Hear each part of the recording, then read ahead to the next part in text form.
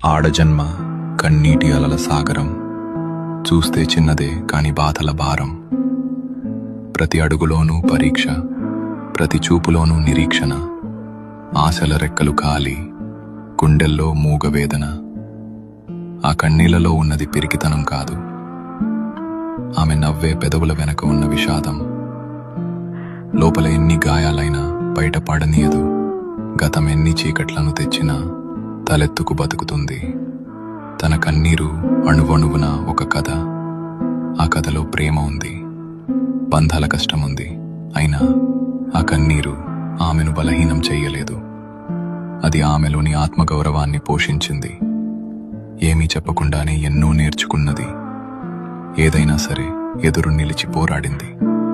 ఆమె బాధ ఆమెకు ఒక ఆభరణం, అది ఆమె గర్వం, ఆమె నిజమైన అందం. ఇది ఒక ఆడపిల్ల కన్నీరు.